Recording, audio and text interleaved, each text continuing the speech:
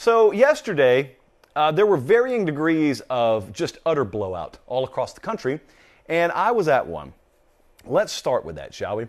Ohio State just completely and totally annihilated Michigan State yesterday in biblical manner. 56-7 is the final score. They could have at least hung 80 if they wanted to. I don't know that there was anything standing in the way of them rewriting the entire record book for the Big Ten, Ohio State, college football, everywhere in between. A complete TVMA special in the horseshoe yesterday. I had not even lost the feeling in my fingers before it was already out of reach. That's how quickly it went sideways for Michigan State. Sometimes you see a team get up early, and your nature is to say, okay, long game, still the first quarter, still plenty of time. But then there are other occasions where you see the manner in which a team gets up 14 or 21-0, and you say, there's no prayer. There's no way. That team in green right there might as well be a piñata. And they were. They were, friends. It was bad, bad, bad. So I don't know that there's ever been a more violent first half. In a consequential game, mind you, there was a number next to Michigan State's team, and it was, I think, 7. What were they ranked going into this? Like 7th? I'm going to talk about Michigan State. It sounds like a hate fest. I'm not hating on them. In fact, I got a lot of good things to say about them, just not from yesterday. The first half here is as violent as anything you will ever see in major college football. Ohio State hangs 500 total yards. And this is the time where I already need to pause and remind you, I am not giving you game totals. These are not 2 or 3 week totals. This is after 30 minutes of football, or something along those lines. 500 yards total offense. Ohio State ran 49 plays in the first half, and really, it could have been a lot more. They just kept scoring too fast. In fact, it's a miracle it even took them 49 plays to amass these totals that I'm giving you. They only had 2 third downs. I want you to think about this for a second as I adjust. I'm already getting uncomfortable reading this stuff. Ohio State ran 49 plays. They were so lethal, only 2 of the 49 plays were third down plays. And it should be noted, they were 2 for 2 on those third down plays. And it also will shock you, they didn't have to go for it on 4th down. C.J. Stroud, again, these are first half totals. 29 of 31, 393 yards. This is not the metric system. This is just good old-fashioned stat keeping. 6 touchdowns in the first half. Could have had double digits if he wanted to. I mean, they really ground to a halt second half by choice. I want to stress that, by choice. They had 10.2 yards per play in the first half.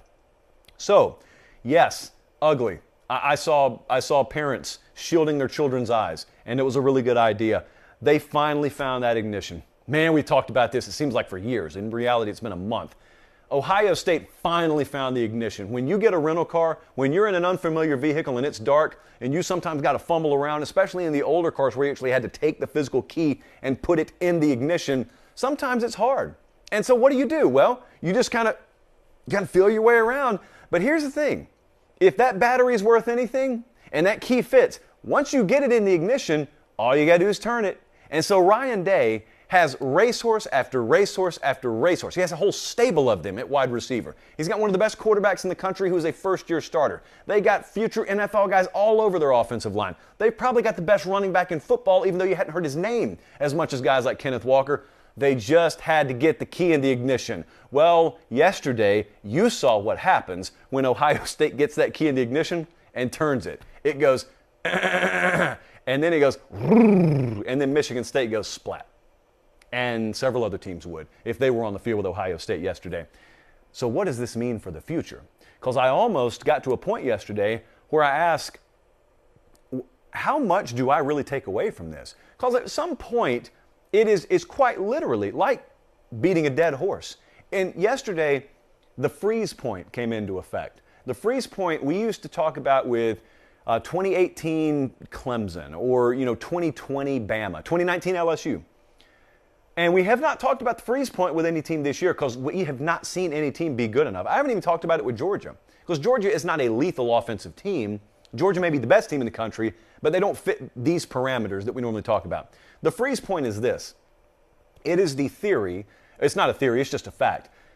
In the modern college game, there are offenses in any given year, like I just mentioned, 2018 Clemson, 19 LSU, 20 Bama, that are so good that a vast majority of college football has no prayer of competing against them. It is called the freeze point. It's how we defined it. And it's the same way if you think about liquid, if you think about water. It could be 53 degrees or 33 degrees in your freezer. As long as you put the water in there and that number's above 32, no matter how high above 32 it is, if it's above 32, that water will never freeze. 53 or 33, you can leave it in there for 100 years, it's not going to freeze. However, once it gets down to 32.4, which is freeze point in Fahrenheit terms for water, then all of a sudden, it's no longer a question of can it freeze? Oh, it'll freeze. It's how long will it take it to freeze? And so then the question becomes, how far below the freeze point can you go? 32.4, 22.4 will freeze it a lot faster. 14.4 will freeze it even faster. Michigan State wasn't below the freeze point. They had no shot yesterday. And so it didn't really matter. 53, 33. It didn't really matter if Ohio State scored 33 or 56 as they did. The point was Michigan State had no shot, and that was apparent early on by how free receivers were running all throughout the secondary. Honestly, it was like watching Devontae Smith against Ohio State in the title game last year. The question moving forward, if you play a Michigan on Saturday, is do they meet the freeze point? I'm a believer that Michigan meets the freeze point. I'm not a believer Michigan's a better team. And I'm a believer they should be an underdog in their own building because Ohio State is that much better. The question is not whether they're better. The question is, do they at least have a puncher's chance of competing? And you can't compete if the things like you're watching right now on YouTube are happening. You can compete if you are a certain caliber. Michigan is probably at least that caliber of team. They're probably a 32, 32.3, 32.4 kind of team. Then the question becomes, how long does it take? Well, also if you play Georgia down the road, Georgia's well below the freeze point, obviously. So the question is, how much success could you have against them? There is a break point for every team. And a lot of times, the break point when you're playing a team as good as Ohio State is well short of 4 quarters. You know, yesterday the break point was as soon as they kicked it off for Michigan State. But a lot of times, a team has a break point of about 2.5 quarters when they're playing good teams. Even if you get their best effort. Think about how many times you see a game go into halftime and it's close, and then the better team extends the margin in the second half, and you say, wow, yeah, it was a blowout, but man, I thought this was a game at half. It was. That's because that team's break point was about 2.5 quarters of football, maybe 3 quarters of football. Well, Ohio State's going to come up on some teams who have break points. Every one of them does. And some of them may be shorter than 4 quarters. Some of them may be a little longer than 4 quarters. And that's going to be the question moving forward. And so that's why that line, when you looked at it against Michigan and it came out today and it's only 7.5, a lot of you said just that. It's only 7.5.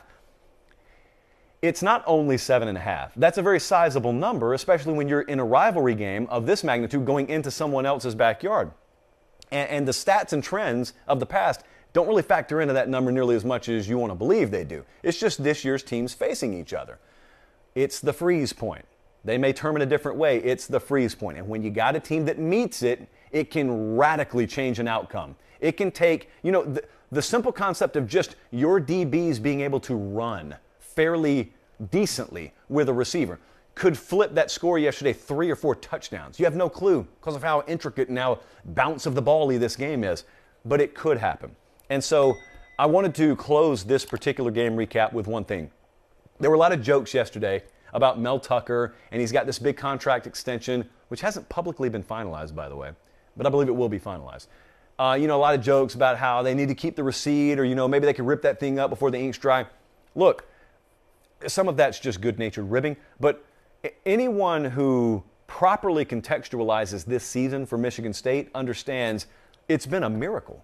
The over-under total in wins for this team preseason was 4. Yesterday's loss sets them back to 9-2.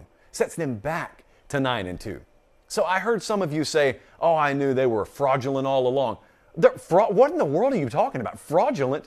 They've hit the over by, 5 games or 6 games or something like that. They're not fraudulent. It's just the fact that because they've been such an overachiever, then they got lofted up into a stratosphere they probably didn't belong in quite yet. You know, when we power rate them, for example, I haven't had them higher than 15.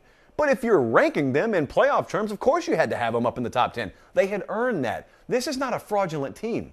It's one of the best stories in college football this year. They ran into a buzzsaw. I would ask you this. If you think that team yesterday was fraudulent, or you think that's on Mel Tucker, I'd ask you, who do you think the best coach in college football is? Nick Saban, whoever. Just take Nick Saban, for example. If I put Nick Saban in East Lansing, Michigan last week and had him take that team into Columbus, how would the outcome have been any different? It wouldn't. You're stuck with the players you're stuck with. And those players, by the way, that sounds pejorative in nature, those players have gotten you to 9 wins. May get you to 10 wins. Who knows? You're going to get a really nice bowl game out of this. So good for Michigan State. Like yesterday was horrible for them, but overall good for Michigan State. Really good for Ohio State. Now, a lot to play for now.